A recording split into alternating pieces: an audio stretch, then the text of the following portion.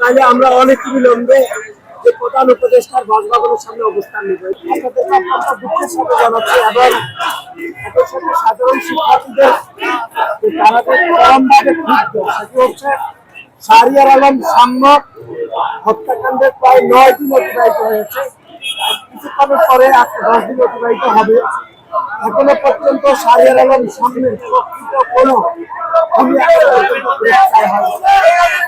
শাহরিয়ার আলম সামনের সহপাঠীরা আমরা যারা সহকর্মী আমরা সবাই বিশ্বাস করছি যে 6 জন এখনো পর্যন্ত গ্রেপ্তার হয়েছে, সেই 6 জন এখনো পর্যন্ত শাহরিয়ার আলম সামনের প্রকৃত খুনি।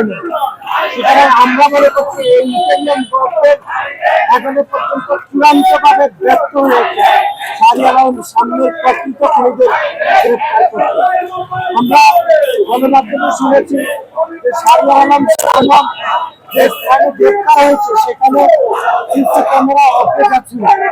আমরা দেখেছি যে গণঅভ্যুত্থানের পরবর্তী সময়ে যে প্রশাসন পুরো অকাজয় যেরকম হয়েছে সিসি ক্যামেরা সেরকম রয়েছে, সেই জন্য তারা কোনো ধরনের জোগাড় করতে পারেনি।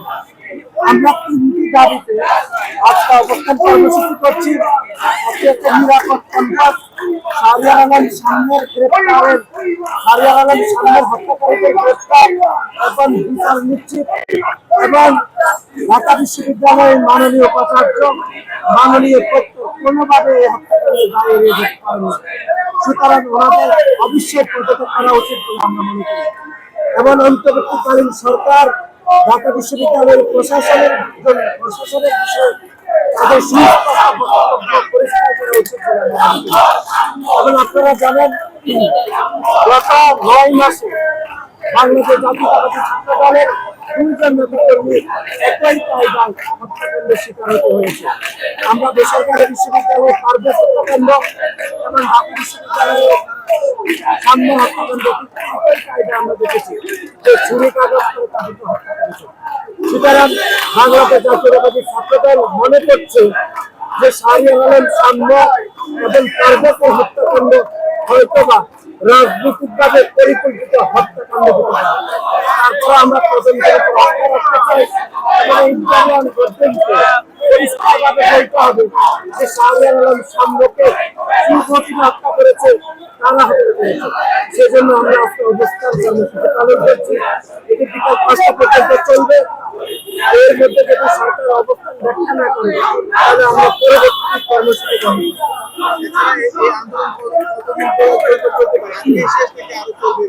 অবশ্যই বিশেষ না, কারণ এখনো পর্যন্ত শাহরিয়ার আলম সামনের প্রকৃত কোনো খুনি এখনো পর্যন্ত গ্রেপ্তার হয়নি।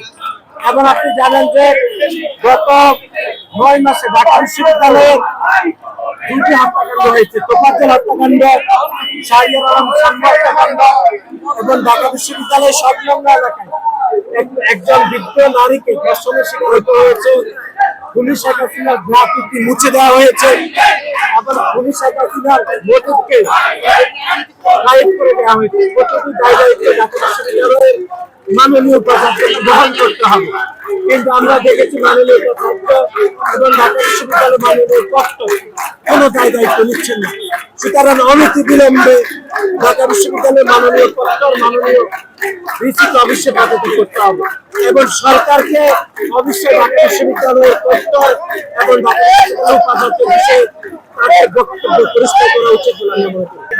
আমাদের দাবিগুলো প্রকৃত খুনিদের গ্রেপ্তার, নিরাপদ ক্যাম্পাস এবং ঢাকা বিশ্ববিদ্যালয়ের মাননীয় পক্ষ মাননীয় ভাইস চ্যান্সেলরের পদত্যাগ করতে হবে। এই 3টি দাবিতে আমাদের অবস্থান কর্মসূচি চলমান রয়েছে।